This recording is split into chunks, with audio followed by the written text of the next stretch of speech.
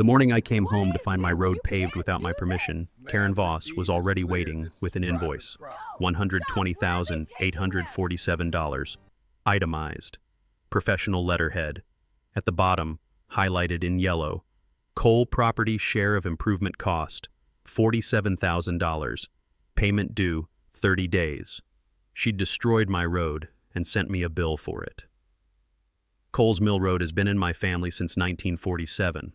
My grandfather built it, 1.2 miles of packed limestone from the county highway to his farmhouse.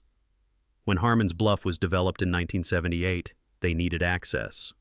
My father offered it on specific terms, a licensed use agreement, $1,200 a year, renewable every January. They signed it for 43 consecutive years. Karen Voss became HOA president in 2017. In January 2022, she stopped signing. No call, no letter, just silence. For 3 years I waited. And she told the community she was working on acquiring the road permanently. What she was actually doing, incorporating her brother's paving company, planning an overnight construction project, and preparing that invoice. I spent 31 years as a civil engineer for the state of Tennessee. I've designed roads, permitted them, reviewed hundreds of millions of dollars in road construction. I know exactly what it takes to build one legally. Karen had no land disturbance permit, no authorization from me, no easement. She had 3 pieces of heavy equipment and the assumption that I'd accept what I was given. I locked the gate the next morning. All 99 households took the 4.2-mile detour for 4 months. Karen lost her real estate license, was indicted on 2 counts of criminal fraud, and listed her house for sale to partially cover a $382,800 civil judgment. The road is still mine. It always was. My grandfather's survey marker is exactly where he put it in 1947. But first, drop your location in the comments and don't forget to like the video and subscribe for more interesting stories like this. I heard it before I understood what it was. Heavy equipment. The low diesel groan of something large working close to the property. I lay in bed for a moment in the gray early light of a Friday morning in October, listening, placing the sound. It was coming from the east side of the property, the road side. I checked the clock. 6:14 a.m. I'd gone to bed Thursday night with my road intact. I'd driven it at 8 p.m. coming back from the hardware store in town, the same gravel road my father had built in 1947, at the same 1.2 miles of packed limestone surface that had served this land for 78 years, rutted in places from the summer's dry heat, needing fresh gravel at the north end where the drainage had been working against it, but intact. Present. Mine. I pulled on jeans and boots and walked out the back door. What I found at the edge of my property stopped me completely. 3 pieces of heavy equipment, an excavator, a skid steer, and a compaction roller, were working the length of Cole's Mill Road. They'd already torn up the first 400 yards of gravel surface, the limestone base scraped down to bare subgrade. Behind them, a paving crew was laying hot mix asphalt. A full-width mat, professional grade, the kind of work you'd see on a county highway project. New concrete curbing had already been poured along the first 200 yards.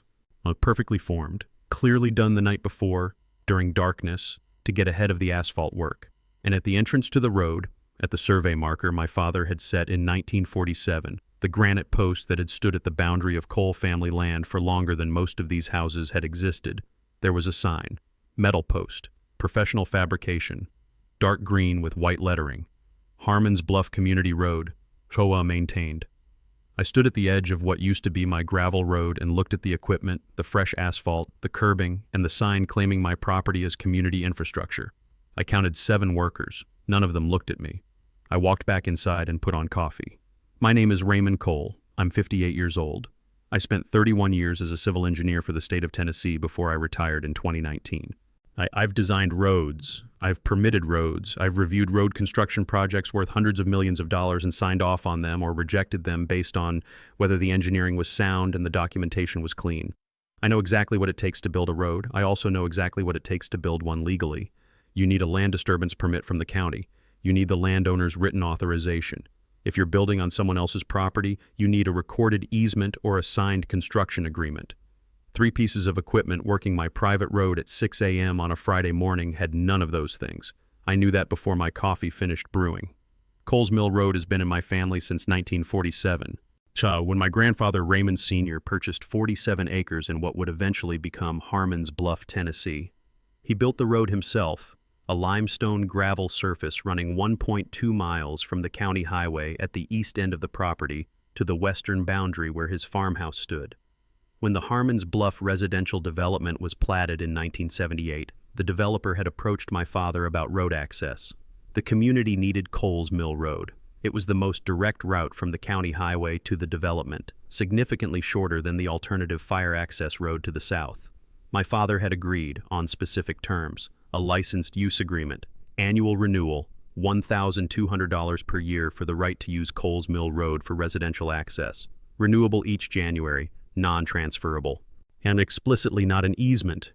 The agreement contained language put there by my father's attorney stating that this license created no permanent right of access and no ownership interest in the road or the underlying land. That agreement had been signed every year from 1978 through 2021, 43 consecutive years of annual renewals. The HOA had never missed one, until Karen Voss became president. Karen had been elected HOA president in 2017. I'd met her twice in passing, once at a community event I'd attended after my father died, once when she'd stopped by the property to discuss a fencing question near the road boundary. She was organized, confident, the kind of person who ran meetings efficiently and moved agendas forward. She was also, I'd observed in those two brief interactions, the kind of person who believed that confidence was a substitute for documentation. In January 2022, the renewal notice for the licensed use agreement had gone out as usual. David Park's firm in Nashville, which had handled the Cole family's property matters for 20 years, sent it every December for signature and return by January 15th. It came back unsigned. David had followed up. Karen had responded that the HOA was reviewing the road access situation and would be in touch. She never was. David had sent certified letters in February and March of 2022. No response. He'd flagged it to me in April. My position at the time, the license had lapsed. The HOA was technically in unlicensed use of my road, but I wasn't ready to act on it immediately. I'd been dealing with my father's estate, a property tax dispute, and the early work of the retirement life I'd just begun. I told David to document it and wait. I'd been patient for 3 years. Karen Voss had apparently mistaken my patience for ignorance. I finished my coffee and walked back out to the road. The excavator had moved another 150 yards north. The asphalt mat was going down smoothly behind it. A clean, professional surface, genuinely good work from a technical standpoint. I could see that the contractor had done their subgrade prep correctly, had the right base depth, was running the roller passes at the right intervals. Whoever Karen had hired knew what they were doing. They just didn't know whose land they were doing it on. A man in a yellow safety vest detached from the crew and walked toward me. Project superintendent, by his bearing, mid-40s, clipboard. We have a work order from the Harmons. I'll get it right away. He looked at his clipboard. I'm sorry, but I can't find a work order for the Harmons. That's okay. I'll just go to the Harmons and see if they have a work order for me. He looked at his clipboard. I'm sorry, but I can't find a work order for the Harmons. That's okay. I'll just go to the Harmons and see if they have a work order for me. He looked at his clipboard. I'm sorry, but I can't find a work order for the Harmons. That's okay. I'll just go to the Harmons and see if they have a work order for me. He looked at his clipboard. I'm sorry, but I can't find a work order for the Harmons. That's okay. I'll just go to the Harmons and see if they have a work order for me. He looked at his clipboard. I'm sorry, but I can't find a work order for the Harmons. That's okay. I'll just go to the Harmons and see if they have a work order for me. He looked at his clipboard. I'm sorry, but I can't find a work order for the Harmons. That's okay. I'll just go to the Harmons and see if they have a work order for me. He looked at his clipboard. I'm sorry, but I can't find a work order for the Harmons. That's okay. I'll just go to the Harmons and see if they have a work order for me. He looked at his clipboard. I'm sorry, but I can't find a work order for the Harmons. That's okay. I'll just go to the Harmons and see if they have a work order for me. He looked at his clipboard. I'm sorry, but I can't find a work order for the Harmons. That's okay. I'll just go to the Harmons and see if they have a work order for me. He looked at his clipboard. I'm sorry, but I can't find a work order for the Harmons. That's okay. I'll just go to the Harmons and see if they have a work order for me. He looked at his clipboard. I'm sorry, but I can't find a work order for the Harmons. That's okay. I'll just... We have a work order from the Harmons Bluff Community Association, Road Improvement Project. You should have received notification. I didn't receive notification because no one asked my permission. This road is deeded to my family. It has been since 1947. I looked at the fresh asphalt. Do you have a land disturbance permit for this project? He flipped through papers on the clipboard. The HOA handles the permitting. That's not my end. I'd suggest you call your contact at the HOA and ask them to produce a land disturbance permit, a signed construction authorization from the property owner, and a recorded easement or valid license agreement. Before you lay any more asphalt. He looked at me steadily. Sir, I have a signed work order. Signed by Karen Voss? Yes. Karen Voss doesn't own this road. I do. I reached into my shirt pocket and produced a folded document, the one-page summary of the Coles Mill Road deed that David's office had prepared for me 2 years ago when I'd anticipated this conversation might eventually happen. I handed it to him. That's a summary of the recorded deed. The full document is at the Robertson County Register of Deeds. I'd recommend your company's legal counsel review it today. He looked at the document, then at the road, then back at me. I'm going to need to make a call. That's a good idea. I walked back to the house. Karen arrived at 9:30 a.m. She drove a white SUV and parked at the road entrance. It's next to the HOA sign on my survey marker. She was dressed for a business meeting, slacks, a blazer, the presentation of someone who'd prepared for a conversation she expected to control. She walked toward me with the kind of confidence that made me think she'd rehearsed this.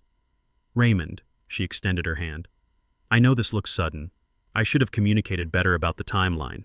I shook her hand, said nothing. The board voted in August to upgrade Coles Mill Road as part of our 5-year capital improvement plan. The road's been deteriorating for years. You know that. It needs paving. We've been planning this for 18 months and we finally had the budget to execute. The road was mine to maintain or not maintain as I chose. The road serves the entire community. 99 households depend on it. The HOA has a responsibility. The HOA had a licensed use agreement that expired in January 2022 because you didn't renew it. You've been using my private road for 3 years without a valid license. I kept my voice even.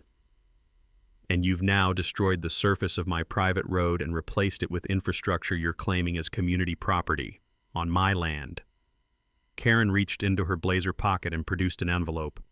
The board authorized me to deliver this. I opened it. An invoice, HOA letterhead, itemized line items for road preparation, base work, asphalt, curbing, drainage improvements, and project management. Total $120,847. At the bottom, highlighted, Cole Property Share of Improvement Cost, $47,000. Payment due 30 days. I read it twice. Karen had destroyed my road and sent me a bill for her portion of doing it. And I looked at the invoice for a long moment. I looked at the HOA sign on my survey marker. I looked at the fresh asphalt on my road, still warm, the crew working north toward the second gate post. Karen, I said, how long have you been telling the community you were going to acquire this road? Something moved across her face. Not much. A small tightening around the eyes. The board has been exploring long-term access options. 3 years? 4? We've been in discussions. With whom? Not with me. David Park's office sent renewal notices in 2022. You didn't respond. That's the last communication my attorney's office has from the HOA. I folded the invoice and put it in my pocket. You didn't acquire this road, Karen. You don't own it. You've never owned it. And what you did last night is going to take some time to fully understand. She looked at me with the expression of a woman recalibrating. What does that mean? It means I'm going inside to call my attorney. I turned and walked back to the house. I didn't raise my voice. I didn't threaten. I didn't tell her what was coming because I didn't need to. Karen Voss had made her move at 6 a.m. with 3 pieces of heavy equipment and a prefabricated sign. She'd done it believing that a retired engineer living alone on 47 acres in Robertson County, Tennessee, would look at the situation and conclude that fighting it was harder than accepting it. She'd miscalculated the man and the deed. I called David Park at 10:15 a.m. David, they paved the road. A pause. They paved it. The whole thing.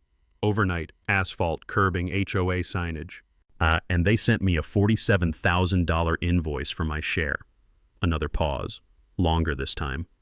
Raymond, I need you to photograph everything before they get any further. Already done. GPS stamped, time stamped. I went out at first light. Good. Don't touch the sign. Don't engage the crew again. I'm filing a cease and desist before noon, and I'm pulling the permit records from Robertson County this afternoon. There won't be a permit. I know, that's the point. I heard him typing. Raymond, this is the cleanest trespass and destruction of private property case I've seen in 20 years. The deed chain is perfect. The license lapse is documented. The fact that she sent you an invoice is... He stopped. That invoice is extraordinary. She highlighted my share. She highlighted your share? He laughed.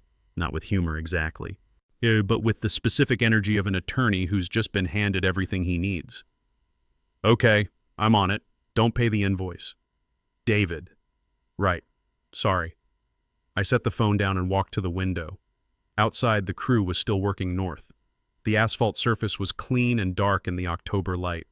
The HOA sign was still on my survey marker. My family had owned this road since 1947.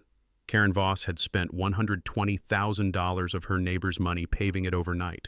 She'd sent me a bill. She'd put her sign on my grandfather's survey marker. She had no idea what was coming. Neither did the 99 families who, in approximately 72 hours, were going to wake up and find 2 locked steel gates across the only road that connected their homes to the rest of Robertson County, Tennessee.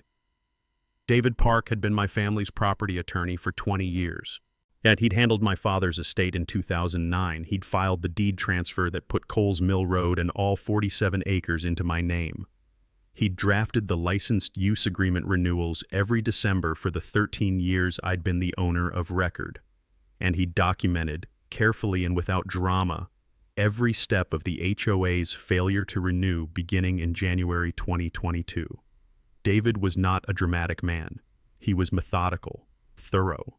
The kind of attorney who returned calls the same day, kept files in perfect order, and delivered difficult news in plain language without softening it into ambiguity. When he called me back at 4:30 p.m. on that Friday afternoon, his voice had the specific quality of someone who has spent 6 hours reviewing documents and found exactly what he expected to find, and then something better. The deed chain is clean, he said. Cleaner than clean. Your grandfather filed the original in Robertson County in March 1947. Chain of title is unbroken. Grandfather to your father in 1971, father to you in 2009. No gaps, no clouds, no competing claims. Coles Mill Road has been Cole family property for 78 years. I know. I want you to understand the full picture of what that means for Karen's position. She can't argue title. She can't argue color of title. She can't argue anything that touches ownership because the ownership is documented, recorded, and unambiguous. What about her licensed use argument? She told me the HOA has maintained the road for 20 years. That's where it gets interesting. I heard paper moving. I pulled all 43 license agreements from our files going back to 1978. Now, every one of them contains the same provision, paragraph 4, section B. I want to read it to you exactly. Go ahead. This agreement constitutes a license for use only and creates no easement, prescriptive right, ownership interest, or permanent right of access in or to Coles Mill Road or the underlying real property. Licensee acknowledges the exclusive ownership of Coles Mill Road by the Cole family and agrees that continued use of said road under this agreement shall not be construed as adverse, hostile, or under a claim of right. He let that sit for a moment. She signed that language. Every HOA president signed it. Karen Voss signed it in 2018, 2019, 2020, and 2021. I set down my coffee. 4 times. 4 times. In her own hand. Acknowledging your family's exclusive ownership, waiving any claim of adverse or hostile use, and explicitly agreeing that use under the license creates no permanent right of access. This was the thing about my father that I'd always admired most. He'd been a farmer and a contractor, not an attorney, but he'd understood something about land that most people learn too late. The document you sign today is the wall that protects you tomorrow. He'd paid his attorney to put those words in the license agreement in 1978, and he'd made sure they stayed in every renewal for the next 43 years. Karen had signed away the HOA's adverse possession claim 4 times. She just hadn't known it. What does adverse possession require in Tennessee? I asked. It was a question I already knew the answer to, but I wanted to hear David say it for the record. Open, notorious, exclusive, and hostile use for 20 years. The critical word is hostile, meaning under a claim of right without the owner's permission. He paused. The license agreement is the exact opposite of hostile use. It's permissive use, explicitly acknowledged, explicitly licensed. You cannot adversely possess property when your use is licensed by the owner. The moment you sign a license agreement, you've admitted the owner owns it. The adverse possession clock doesn't run. It can't run. So 43 years of license agreements means 43 years of the clock not running. Correct. And 4 years of Karen's own signatures specifically waiving any claim of right. He paused.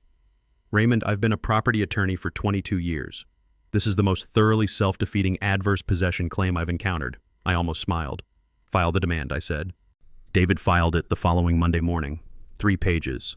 Robertson County letterhead. Delivered certified mail to Karen Voss personally and to the Harmons Bluff HOA's registered agent. Item 1. Immediate cessation of all construction activity on Coles Mill Road, which is the private property of Raymond Cole as recorded in Robertson County Register of Deeds. Item 2. Immediate removal of all HOA signage installed on Raymond Cole's property, specifically the signs at the east and west termini of Coles Mill Road within 7 days of receipt. Item 3. Full restoration of Coles Mill Road to its prior condition, gravel surface, limestone base, original drainage configuration, at the HOA's sole expense within 45 days. In the alternative, a cash payment of $120,000 representing the replacement value of the destroyed road surface and the cost of restoration. Item 4. Immediate execution and delivery of a new licensed use agreement for the HOA's continued use of Coles Mill Road, retroactive to January 2022 to address the 3-year lapse, at the standard annual rate of $1,200. The letter closed with one paragraph I'd asked David to include specifically. Mr. Cole reserves all rights with respect to the HOA's unlicensed use of his private road since January 2022. And with respect to the criminal trespass and destruction of private property that occurred on or about October 9, 2025. Mr. Cole has not yet determined whether to pursue criminal referral in addition to the civil remedies described above. That last sentence was deliberate, not a threat, a fact. And I hadn't decided yet, but I wanted Karen to understand the full range of the landscape she was standing in. Karen received the demand on Tuesday morning. By Tuesday afternoon, she'd called an emergency board meeting. I know what was said at that meeting because Margaret Okafor, a Harmons Bluff resident who'd introduced herself to me 2 days after the paving incident with an apology and a plate of food, had a friend on the board who gave her a detailed account. Karen's opening position. We have adverse possession rights. We've maintained that road for 20 years. We paved it, we curbed it, we installed drainage. We've put $120,000 into it. That's more than enough to establish our claim. The board had listened. Then the board's vice president, a man named Tom Brierly, had asked the obvious question. Karen, did you consult an attorney before authorizing the paving project? Karen, I consulted with Frank Hartley. Frank Hartley was the HOA's general counsel, a generalist in Clarksville who handled the association's standard disputes. Tom, what did he say? Karen, he said we had a strong position based on long-term use and maintenance. Tom, did he review the license agreements? A pause. He reviewed our use history. Tom, did he review the specific language of the license agreements, the ones Cole's family has been sending us every year since 1978? Another pause. Longer. I'll follow up with him. She followed up the next morning. Then Frank Hartley called David Park's office to request copies of the license agreements, a request that told David everything he needed to know about how thoroughly Karen's own attorney had reviewed the situation before advising her. David sent the full set of 43 agreements by email, with a cover note that quoted paragraph 4, section B, verbatim. Hartley called Karen that afternoon. Margaret's friend on the board told her later that the call lasted 11 minutes, that Karen's end of it, audible to the 2 board members sitting in her living room, moved through several distinct emotional registers before settling into something that sounded like controlled fury. Hartley's conclusion, delivered apparently without softening. The adverse possession claim was not viable. The license agreements defeated it categorically. Yet the HOA had no ownership claim to Coles Mill Road. The paving project had been conducted on private property without authorization. The demand for restoration or cash equivalent was legally sound. Karen, then we'll fight it. Hartley, Karen, on what grounds? Karen, Community necessity. That road is the only practical access to 99 homes. Courts protect community access rights. Hartley. Community access rights derive from easements, recorded agreements, or public road status. You have none of those. You had a license agreement. You let it lapse.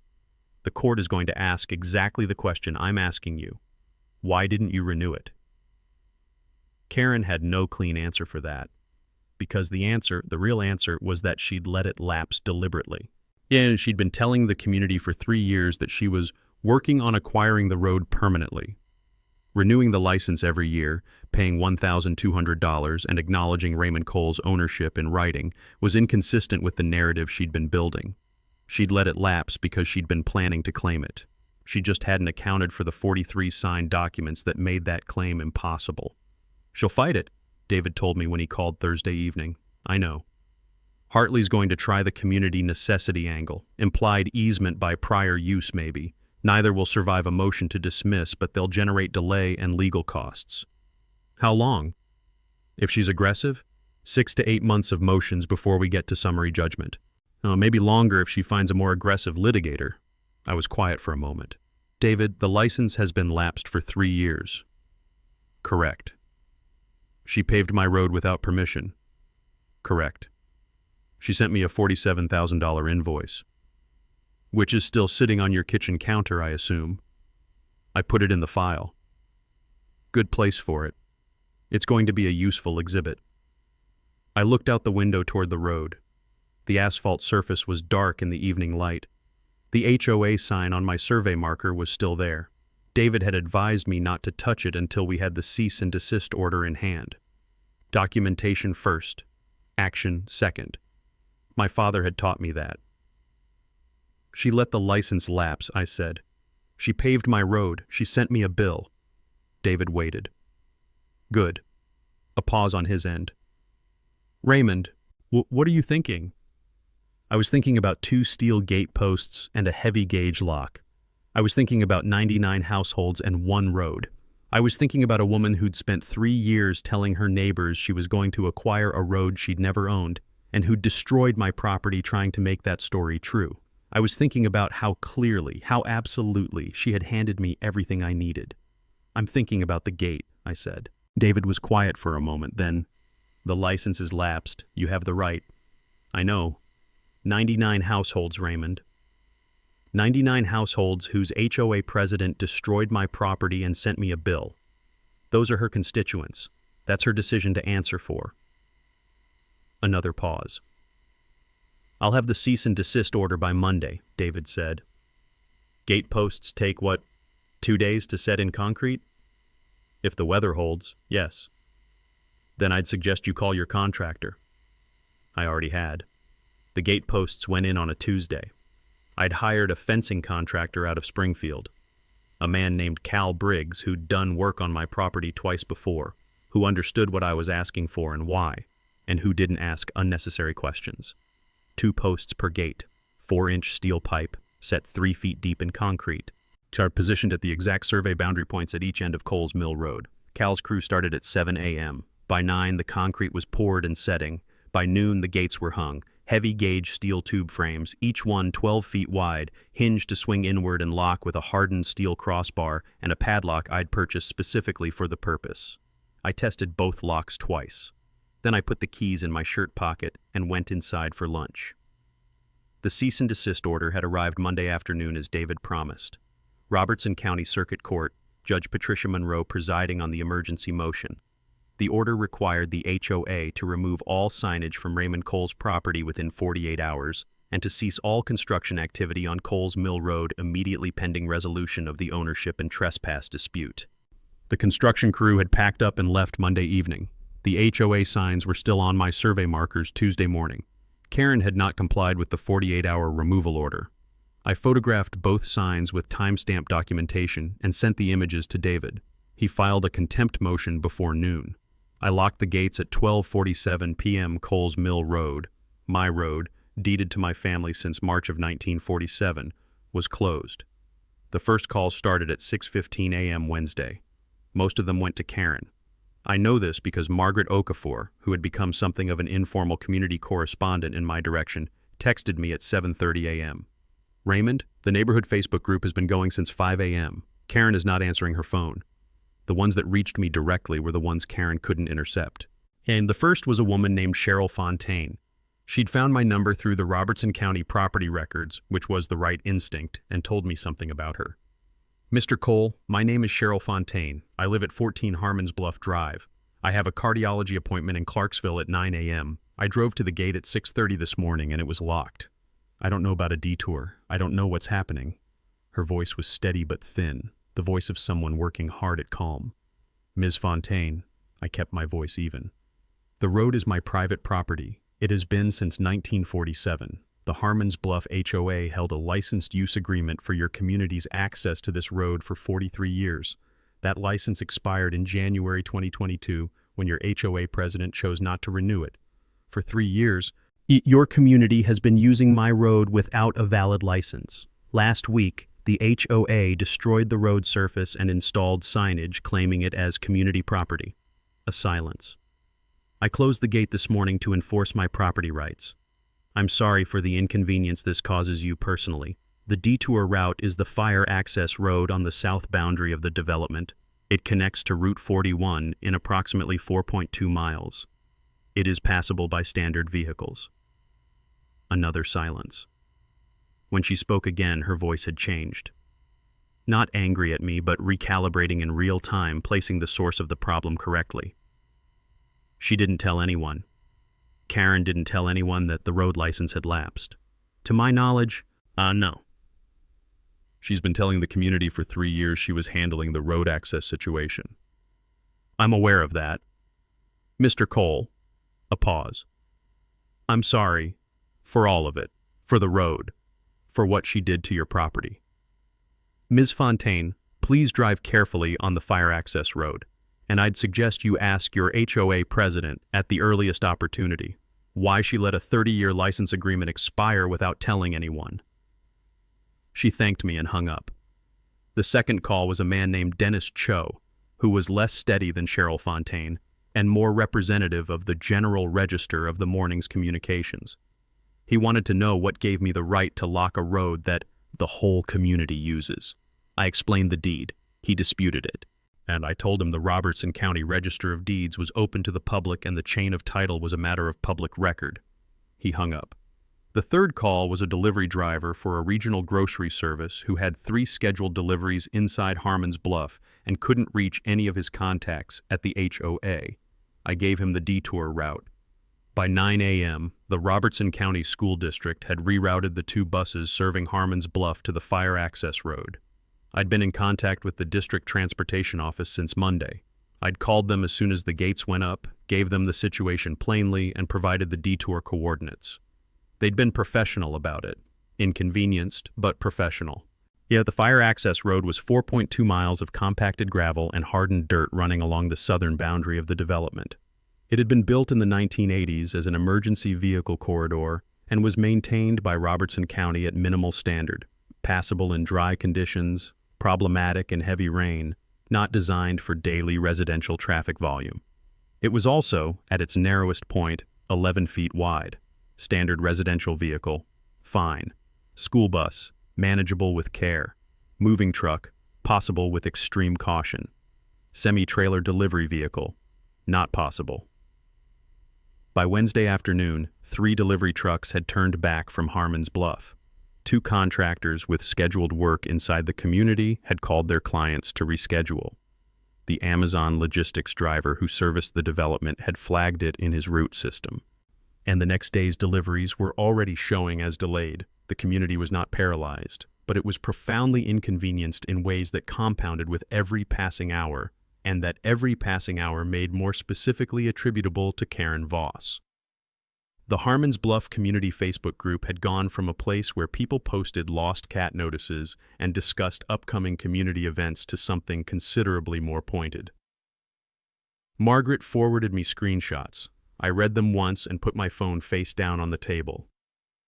The dominant question, appearing in various forms across dozens of posts, was the one that Cheryl Fontaine had asked me on the phone at 6:30 a.m. Why didn't Karen tell anyone the license had lapsed? It was the right question. It was the only question, really. Everything else, the paving project, the invoice, the gate, the detour, was downstream of that single failure of disclosure. Karen had known since January 2022 that the licensed use agreement had not been renewed. She'd received David's certified letters in February and March of 2022, letters she hadn't responded to. She'd sat in HOA board meetings for 3 years and said nothing about it. She'd stood at community gatherings and told her neighbors she was working on acquiring the road permanently, without disclosing that the existing access license had already expired. 99 households had been driving on my road for 3 years without knowing their legal right to do so had lapsed. That was Karen's choice, not mine. She called me at 2:17 p.m. on Wednesday. I was on my porch watching the October light move across the field. But the asphalt surface of my road was visible from where I sat, darker than the surrounding ground, a clean, straight line running toward the locked gate at the east end. Raymond, her voice was different from Monday's controlled business presentation. The composure was still there. She was not a woman who lost her composure easily, but the foundation under it had shifted. We need to talk. We're talking. You can't do this. People live here. 99 families. This is the only practical road into this community. It's a private road. I own it. The license your HOA held to use it expired 3 years ago. You can't just lock a road that an entire community depends on. I can, Karen. It's my property. The law is clear on this. There is no easement, no recorded right of access, no public road designation. Yet there is only a license agreement that your HOA held for 43 years, that your predecessors renewed every January without fail, and that you chose not to renew in 2022. A pause. The road needed to be upgraded. It was in disrepair. It was my road to maintain as I saw fit. You didn't own it. You had a license to use it. There's a significant legal difference between those two things. We invested $120,000 in that road, without my permission, on my property, after your license had already lapsed, and then you sent me a bill. Silence. Karen, I want to be precise about something. The gate is not my opening move in a negotiation. The gate is the natural consequence of a license that expired 3 years ago and a paving project that destroyed my private property without authorization. The gate was always available to me. I chose not to exercise that right because I was patient. You mistook my patience for an absence of rights. So what do you want? What I've always wanted. What David's demand letter asked for: removal of your signage from my property, restoration of my road to its prior condition or cash equivalent, and a new license agreement, properly executed, annually renewed, with the acknowledgement language that has been in every agreement since 1978. And the gate opens when we have a signed license agreement. That could take weeks to negotiate. It could take less than 24 hours if your board is willing to sign the standard agreement David's office has been sending you every December since 1978. I paused. The language hasn't changed, Karen. It's the same agreement, the same paragraph 4, section B, that you signed in 2018, 2019, and 2020 and 2021. I'd like your signature on the 2025 version. When I have it, and when your HOA has committed to the restoration or cash settlement, the gate opens. Another silence, this one longer. You're doing this to punish me. I looked at the locked gate at the end of my road. I'm doing this because you destroyed my property and sent me a bill. I'm doing this because you let a 30-year license agreement expire and told no one. I'm doing this because you put a sign on my grandfather's survey marker claiming it as community property. I kept my voice completely even. I'm not punishing you, Karen. I'm enforcing a deed that's been recorded in Robertson County since 1947. If it feels like punishment, I'd encourage you to spend some time thinking about whose decisions created this situation. She hung up. At 4:45 p.m. on Wednesday, Margaret texted me again. Raymond, Karen called an emergency community meeting for tomorrow night, 7 p.m., Community Clubhouse. She's been on the phone all afternoon. Whatever she's planning, people are not happy. Cheryl Fontaine stood up in the Facebook group today and posted the full text of your conversation this morning. It has 67 comments. None of them are defending Karen. I read the text twice. Then I set the phone down and looked at the road. 78 years of clear title. 43 years of annual license agreements. 3 years of Karen Voss deciding that patience and documentation were the same as surrender. The gate was locked. The community was asking questions. And the answers, every one of them, led back to the same address. David pulled the financial records on Thursday. Monday morning, the same day he'd delivered the cease and desist demand, and the HOA's registered agent had complied by Wednesday afternoon, apparently without consulting Karen first. That was the first indication that the board was not unified behind her. The records arrived at David's Nashville office as a thumb drive containing 3 years of budget documents, bank statements, expenditure reports, vendor invoices, and meeting minutes. David's paralegal began the review Wednesday evening. David joined her Thursday morning. He called me at 2 p.m. "Raymond, are you sitting down?" I was standing at my kitchen window. I was watching a red-tailed hawk work the field behind the house. "Go ahead." "The road paving project, $120,847 total, funded entirely from the Capital Improvement Reserve." I assumed. The Capital Improvement Reserve is collected from residents at $1,800 per household per year, specifically designated for community infrastructure, roads, common area maintenance, utility systems, 99 households. That's $178,200 per year going into that fund. And they spent $120,000 of it on a road they didn't own. On a road they didn't own, without a land disturbance permit, without the property owner's permission, and, this is the part I want you to hear carefully, with a vendor arrangement that has some very specific problems. I moved away from the window and sat at the kitchen table.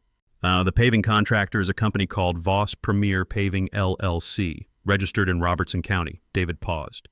The registered agent for Voss Premier Paving LLC is a man named Daniel Voss, Karen's brother. The kitchen was very quiet.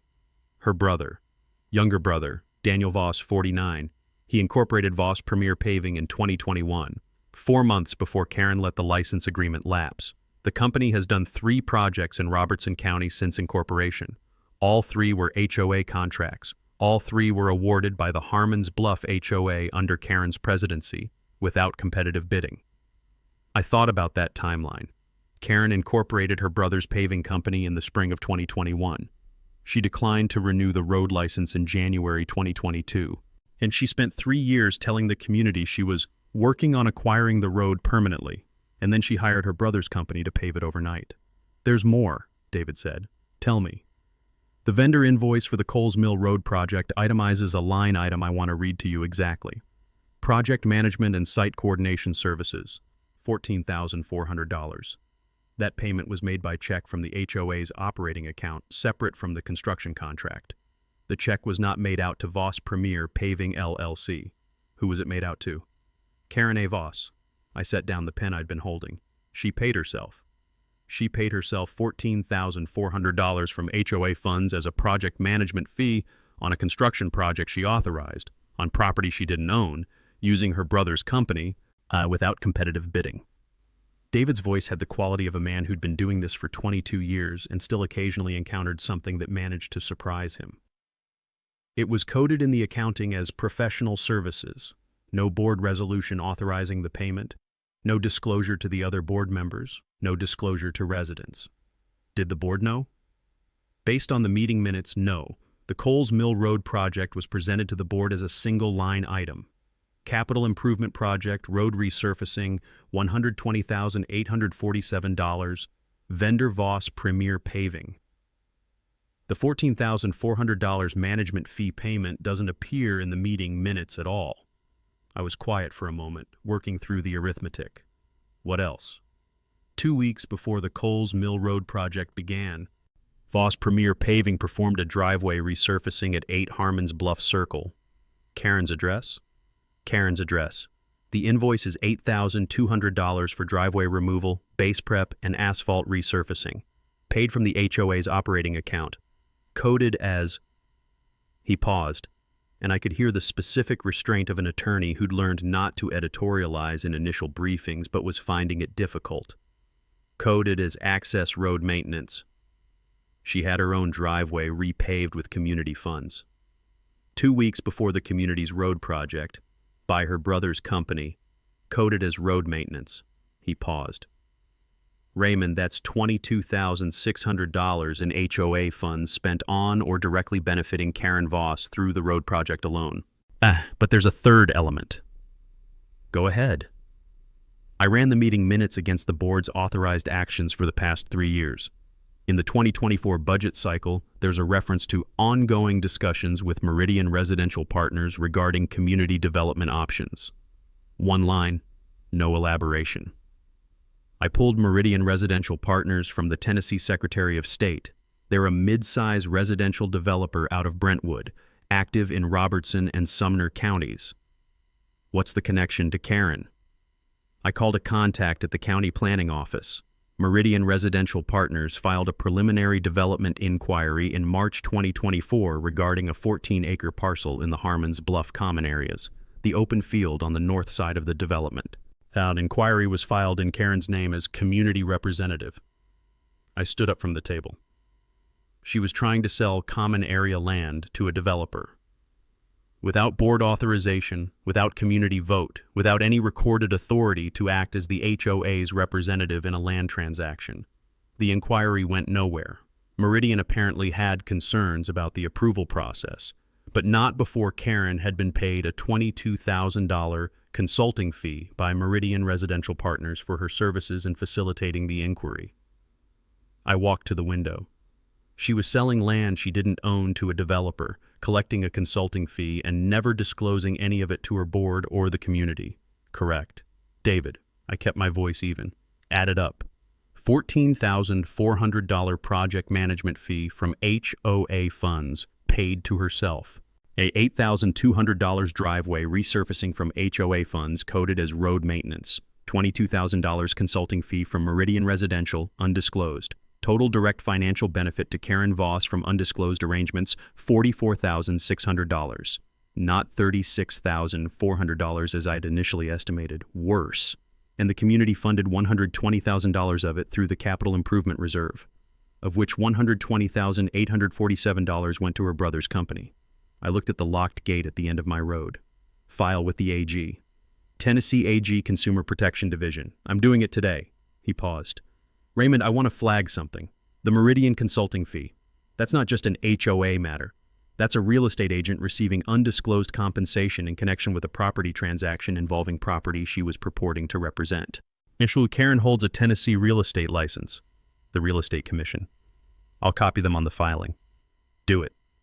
David filed the AG complaint on Thursday afternoon, the same day the community meeting was scheduled at the Harmon's Bluff Clubhouse. I didn't attend the meeting. I hadn't been invited and didn't need to be there. But Margaret went, and she texted me updates from the parking lot when the signal was good enough. The meeting opened with Karen presenting what she'd apparently framed as the road dispute situation, a property disagreement with a neighbor being handled through the proper legal channels, expected to be resolved shortly. Tom Brierly had let her finish. Then he'd asked her, in front of the full community, to explain the $14,400 management fee payment. Yet Margaret's text at 7:43 p.m. Tom Brierly just asked Karen about a $14,400 payment made out to her personally from HOA funds. Karen's face went white. Half the room is standing up. 7:51 p.m. Karen says the management fee was standard practice for complex projects. Tom asked her to show him the board resolution authorizing it. She can't. 8:02 p.m. Someone in the back just asked about Voss Premier Paving and whether Daniel Voss is Karen's brother. Karen is saying that the competitive bidding process was appropriately waived. Tom is asking who authorized the waiver. 8:14 p.m. Board member Linda Marsh just stood up and said she had no knowledge of the management fee, no knowledge that the paving vendor was Karen's brother's company, and no knowledge of any Meridian developer discussions. She said she's calling David Park's office tomorrow morning, second board member nodding next to her. 8:19 p.m. Karen just tried to redirect to the gate. Someone in the front row said, "The gate is your fault, Karen." Room agreed. 8:31 p.m. Meeting over. Karen left through the side door. Tom Brierly stayed and talked to residents for 45 minutes. Tom Brierly called David's office Friday morning. Linda Marsh called 20 minutes later. A third board member, James Culpepper, called that afternoon. 3 of the 5 board members wanted to cooperate with the investigation. They had no knowledge of the management fee, no knowledge of the vendor relationship, no knowledge of the Meridian consulting arrangement. And they'd voted for the road project based on Karen's representation that it was a standard capital improvement with a vetted contractor. They hadn't known the contractor was her brother. They hadn't known she'd paid herself. David took all 3 calls. The 2 remaining board members, both of whom had served since Karen's first term in 2017 and had, in the financial records, approved several of the relevant expenditures, did not call. The board had fractured exactly as financial exposure usually fractured boards, along the line between those who'd known and those who hadn't. On Friday evening, I was sitting on my porch when Margaret called instead of texting. "Raymond, I want to tell you something."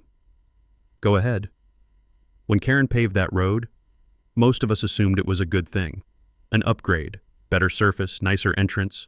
It explained the license agreement. She never explained the license agreement. She never explained that we were using your property by permission. She paused. "We thought the road was ours." "I know." She let us believe that. For 3 years, she let 99 families believe that road was community property, while she let the license lapse and hired her brother's company and paid herself from our reserve fund. Another pause. "How much is in the capital improvement reserve right now?" David pulled the current balance from the bank records, $87,000. A silence. "That's 3 years of $178,000 in annual contributions. There should be over $500,000 in that fund." "Yes," I said. There should be." Margaret was quiet for a long moment. "Where did it go?" "That," I said, "is what the AG is going to find out."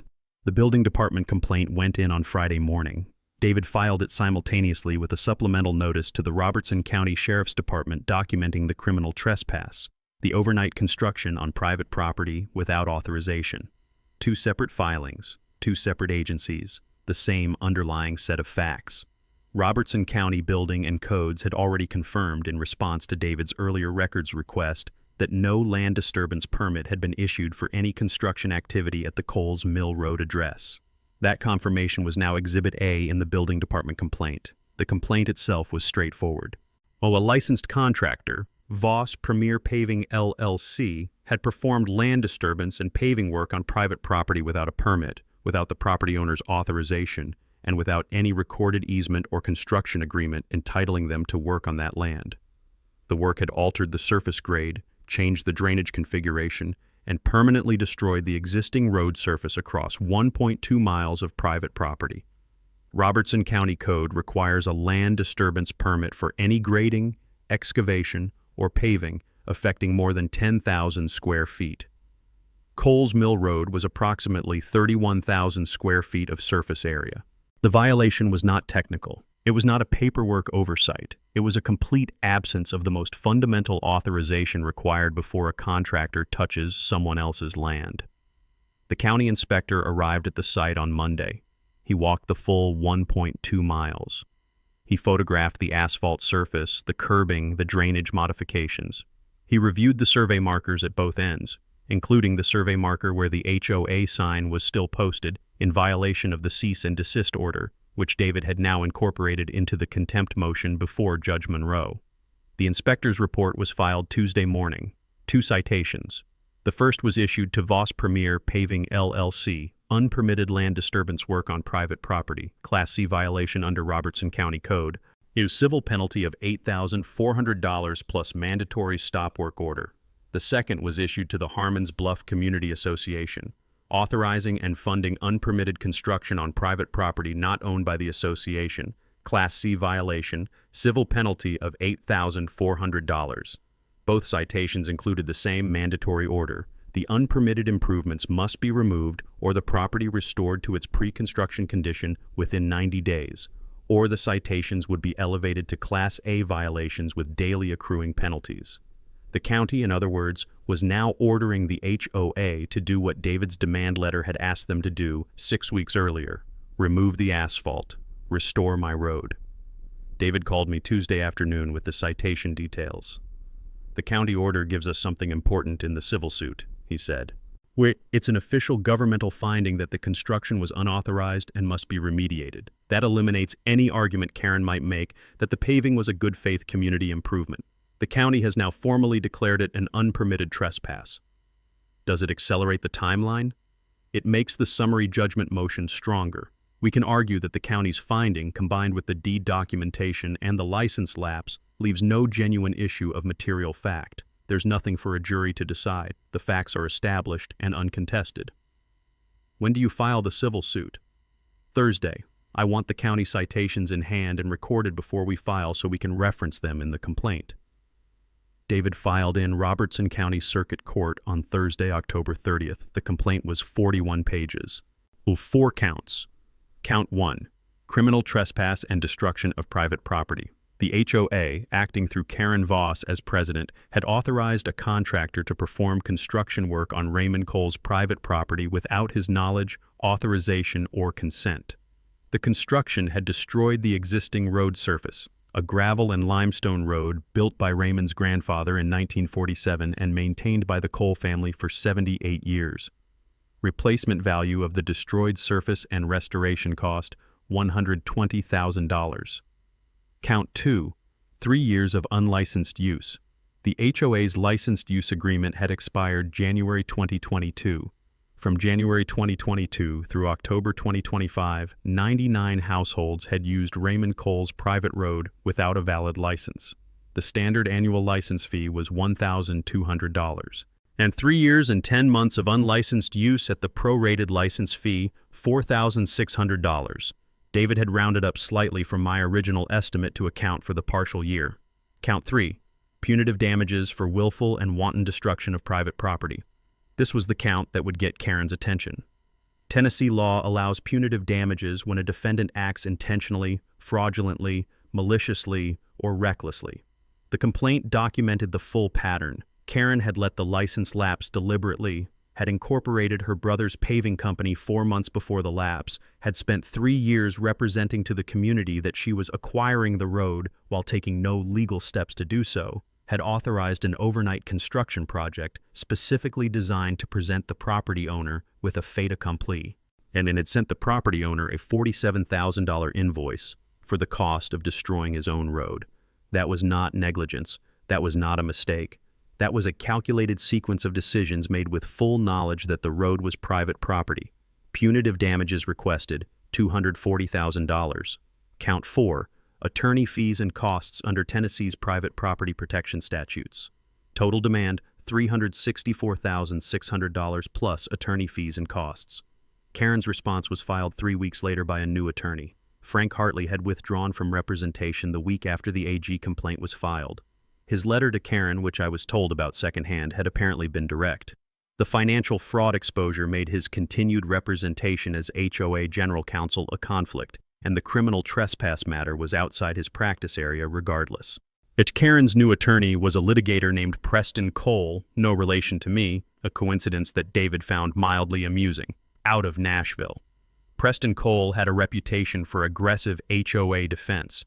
He filed a motion to dismiss all 4 counts and a counterclaim in the same document. The counterclaim had 3 theories. Public necessity. Coles Mill Road was the primary access route for 99 households and constituted an essential community access corridor. Tennessee courts had recognized that private property rights could be limited by public necessity doctrine in cases of community access. Implied easement by prior use. The community had used Coles Mill Road continuously since 1978. 47 years of uninterrupted use established an implied easement by necessity and prior use. An unjust enrichment. Raymond Cole had benefited from the HOA's $120,000 improvement to his road without compensation, and forcing the HOA to restore the road to its prior condition would result in unjust enrichment to the property owner. David read me the counterclaim over the phone. I waited until he'd finished. The implied easement theory. He filed that knowing about the license agreements. He filed it knowing about the license agreements, David confirmed, which tells me one of 2 things.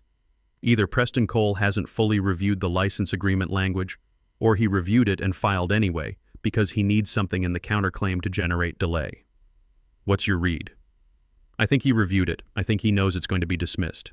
I think he's buying time while Karen deals with the AG investigation. How long does the motion practice take? Judge Monroe is efficient. We'll have a hearing date within 6 weeks. The hearing was set for December 9th. Judge Patricia Monroe had been on the Robertson County Circuit Court bench for 14 years. David had appeared before her a dozen times and described her consistently with two words: thorough and impatient. Thorough with facts, impatient with legal arguments that substituted theory for documentation. Preston Cole presented the counterclaim theories for 20 minutes. He was a skilled litigator, organized, confident, good on his feet. He made the public necessity argument with genuine conviction, while citing Tennessee case law on community access rights and the court's equitable power to balance private property enforcement against community harm. Judge Monroe let him finish. Then she opened the case file. Mr. Cole, your client's HOA filed implied easement by prior use as a counterclaim theory. I've reviewed the license agreements submitted by the plaintiff.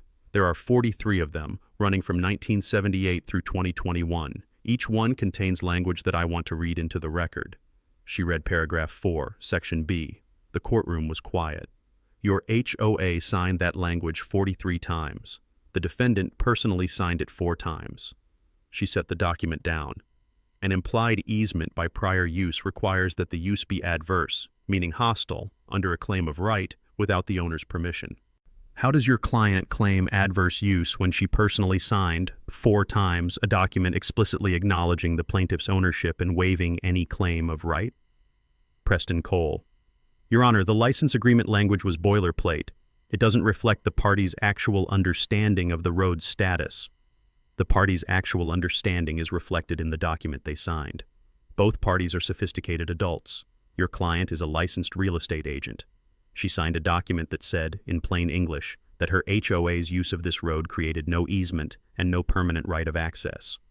Judge Monroe's voice had the particular quality of a judge who has decided and is now documenting. Mr. Cole, you cannot claim implied easement on property you explicitly acknowledged was private through 43 years of signed license renewals. That's not a close question. The public necessity argument survived slightly longer. Preston Cole had better case law on his side. Tennessee courts had, in limited circumstances, found public necessity to justify limitations on private property enforcement. Judge Monroe reviewed the cases he cited. Then she reviewed the facts. The cases your client relies on involve genuinely landlocked communities with no alternative access. The record before me shows that Harmon's Bluff has an alternative access route, the fire access road on the south boundary. It is less convenient. It is not absent. She paused. Public necessity doctrine is not a remedy for inconvenience. It is a remedy for impossibility. The unjust enrichment theory, dismissed in 4 sentences. Raymond Cole had not requested or accepted the HOA's improvements to his road. Unsolicited improvements to private property performed without the owner's consent do not create an unjust enrichment claim against the owner. The counterclaim was dismissed in its entirety. On the same day, December 9th, the Tennessee Real Estate Commission notified Karen Voss that her real estate license was suspended pending the outcome of the AG investigation. The notification cited 2 grounds. First, the AG's investigation into HOA financial fraud, which implicated Karen's handling of funds in her capacity as a community fiduciary. Second, yet the undisclosed $22,000 consulting fee from Meridian Residential Partners, a payment received in connection with a proposed property transaction involving property Karen was purporting to represent without disclosure to the parties or to the commission. Under Tennessee real estate law, a licensee who receives undisclosed compensation in connection with a property transaction is subject to license suspension or revocation. Karen's license was suspended effective December 9th, 2025. David called me that evening.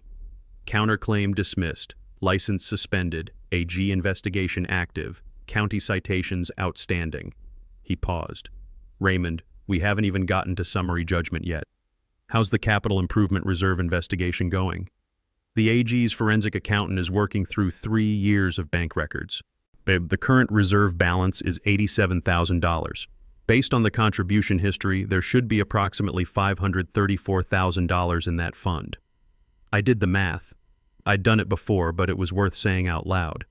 $447,000 is missing. That's the working figure. The investigation is ongoing. Some of it may be traceable to legitimate expenditures that were improperly coded, but even accounting for that, the gap is significant. I looked out at the road. The gate was still locked. It had been locked for 6 weeks. The community was using the fire access road, a 4.2-mile detour that had, in 6 weeks, become familiar if not comfortable. And Karen Voss had paved my road in October, believing that a retired engineer on 47 acres in rural Tennessee would look at the situation and conclude that accepting it was easier than fighting it. She'd had her counterclaim dismissed, her real estate license suspended, her brother's company cited for unpermitted construction, her HOA cited alongside it, the AG investigating her reserve fund, and the gate was still locked. She hadn't signed the license agreement. Until she did, the gate would stay exactly where it was. The civil judgment came down on February 3rd. Judge Monroe had granted summary judgment on all 4 counts in January. The motion practice had been exactly as David predicted, efficient and decisive.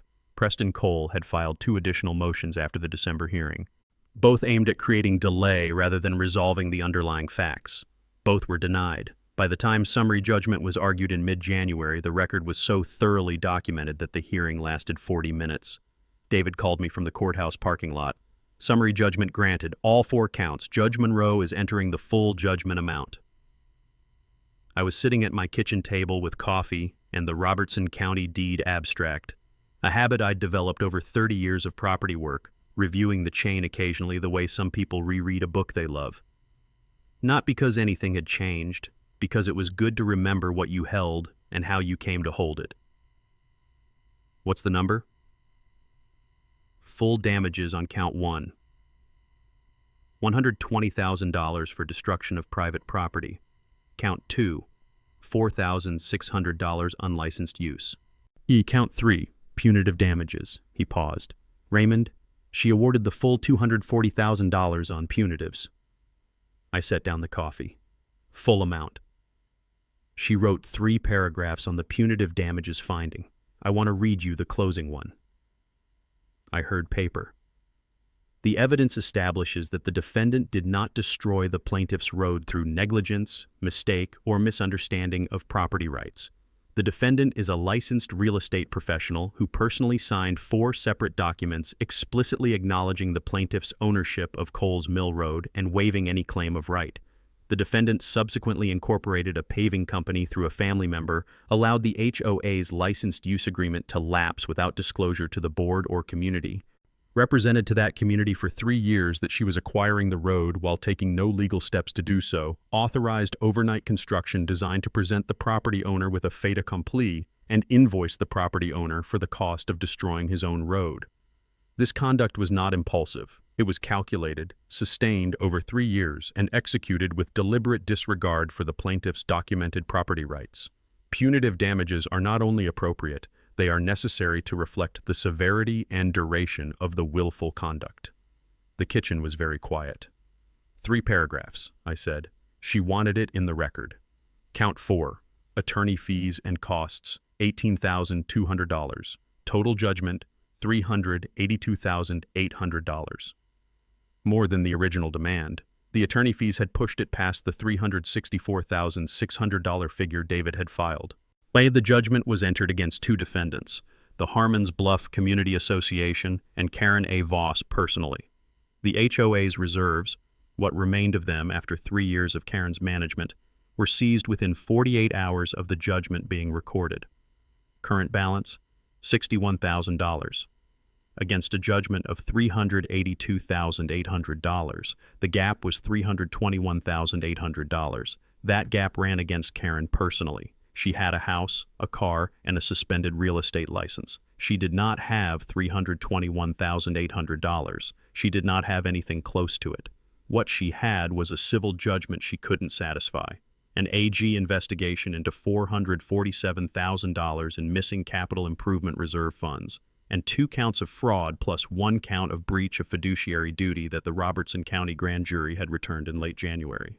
That the indictment had come down quietly, a single paragraph in the Robertson County legal notices, which Margaret had texted me the morning it appeared. Raymond, saw the indictment in the paper this morning, 2 counts criminal fraud, 1 breach of fiduciary duty. Thought you should know before you heard it elsewhere.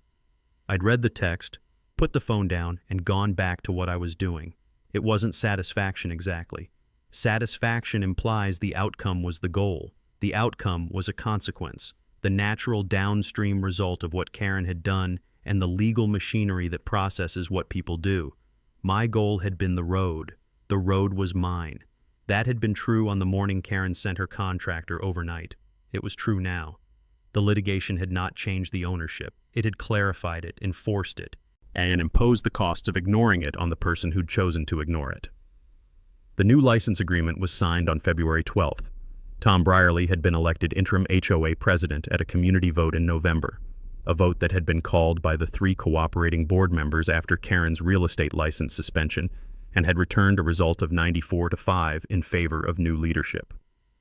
The 5 dissenting votes were, Margaret told me, the 2 remaining Karen-aligned board members and 3 households that hadn't fully followed the story. Tom had called David's office the morning after his election. "I want to talk about the road," David had called me.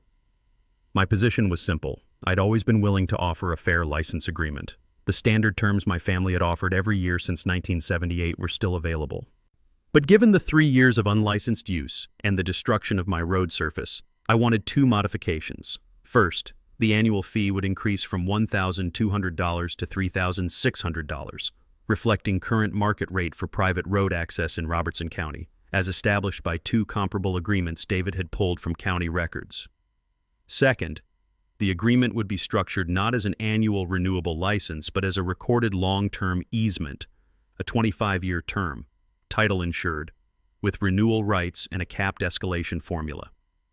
Not because I wanted to bind future owners of my property to terms they hadn't chosen, but because 99 families deserved road access that didn't depend on an annual renewal that a future HOA president could quietly allow to lapse. Yet Tom had reviewed the terms with a property attorney the community had retained independently, not Frank Hartley, not Preston Cole, a real estate specialist out of Clarksville who'd reviewed the agreement with fresh eyes and reported to the board that the terms were fair. The board voted 5-0 to approve. The agreement was signed February 12th, recorded with the Robertson County Register of Deeds on February 14th, and title insured through a Nashville title company by February 19th. I opened the gates that morning, both of them. East End and West End swung back on their hinges and locked open with the gate stops Cal Briggs had installed specifically for the purpose. The padlocks came off, the crossbars went up. Cole's Mill Road was open. My son drove down from Nashville that weekend. Daniel Cole was 31, worked in commercial finance, and had his mother's patience and my tendency towards silence in large groups and long conversations when something needed to be said. He'd followed the situation from October onward. I'd kept him informed, not because I needed his counsel, but because the road had been his grandfather's and his great-grandfather's before that, and he had a right to know what was happening to it. He arrived Saturday morning and we walked the road together. The asphalt surface was still there. Removal was a separate process, part of the county remediation order that the new HOA board was working through with a contractor. The HOA signage was gone, pulled down the same week the cease and desist contempt order had been enforced in November. My grandfather's survey marker, the granite post, 4 inches square and 18 inches tall, as set in 1947, was visible at the east entrance, exactly where it had always been. We walked to it and stood there for a moment. The morning was cold. February in Tennessee with a thin overcast and the particular stillness of farmland in winter, everything stripped back to its basic forms. Bare trees, brown fields, the long, straight line of the road running west toward the development. Daniel looked at the survey marker, then at the road. "Dad," he turned to me. "Was it worth it? Closing the gate. 99 families couldn't get out for 4 months." I'd been waiting for the question. Not from Daniel specifically, from anyone who'd followed the story and arrived at the same reasonable place a reasonable person arrives. The gate had caused real hardship for people who hadn't caused real harm. "The gate was never the point," I said. "Oh, then what was the point?" "The point was that Karen Voss destroyed my road, sent me a bill, and assumed I'd pay it." I looked at the survey marker, my grandfather's granite post, unchanged since 1947. The gate was a question, the only question I had. Whether Karen Voss, given the full consequences of her choices made visible, would acknowledge that this road belonged to my family and sign an agreement saying so. And her answer told you what? Her answer told me she wouldn't. Not without the gate. Not without the judgment. Not without the indictment. I paused. Some people will respect a deed because it's right. Some people will respect a deed because the cost of not respecting it becomes undeniable. Karen was the second kind. Daniel was quiet for a moment. Did she ever, at any point, just acknowledge it? Had the ownership? She signed the license agreement 4 times, 2018, 2019, 2020, 2021. 4 times she put her name on a document that said, "This road belonged to my family." I looked west down the road. She knew. She'd always known. She just decided that if she acted like it wasn't true for long enough, it would stop being true. That's not how deeds work. No, I said. It isn't. We stood at the survey marker for another minute. Did she? Daniel asked. Did she what? Eventually respect it. I looked at the granite post my grandfather had set 78 years ago, the road my family had built, the 47 acres that had passed from hand to hand through 3 generations without a gap in the chain, without a cloud on the title, without a single year when it had been anything other than exactly what the deed said it was. Eventually, I said. We walked back to the house. The civil judgment of $382,800 remained partially unsatisfied. The HOA's $61,000 in seized reserves had been applied. Karen's personal assets, her house, her vehicle, her remaining financial accounts, were subject to collection proceedings. Her house had been listed for sale in late February. The AG's investigation into the missing capital improvement reserves was ongoing. The working figure was $447,000 unaccounted for across 3 years. The forensic accountant had traced approximately $180,000 to documented but improperly authorized expenditures. The remaining $267,000 was still being traced. The criminal trial was set for September. Now, Tom Brierley's board had filed a separate civil suit against Karen and the 2 remaining allied board members for breach of fiduciary duty, the community's own action, independent of mine, seeking recovery of the misappropriated reserve funds on behalf of the 99 households whose money had been taken. The remediation contractor was scheduled to begin road restoration in April. Weather permitting, the asphalt would come out, the limestone base would be restored, and Coles Mill Road would look the way it had looked for 78 years before Karen Voss sent her crew overnight in October. My grandfather had built this road with his own hands in 1947. He'd built it to serve his land, to connect his property to the county highway, to make the 47 acres he'd purchased workable and accessible. Yet he'd been generous with it. He'd offered it to the development in 1978 at a fair price, had maintained the agreement honestly for 33 years before my father inherited it, and I inherited it from him. The deed had always been clear. Karen Voss had spent 3 years deciding that clarity was negotiable. She'd found out that 78 years of recorded title is not something you negotiate away overnight with 3 pieces of heavy equipment and a prefabricated sign. The gate was open. The road was mine. The survey marker was exactly where my grandfather had put it. Nothing about any of that had ever changed.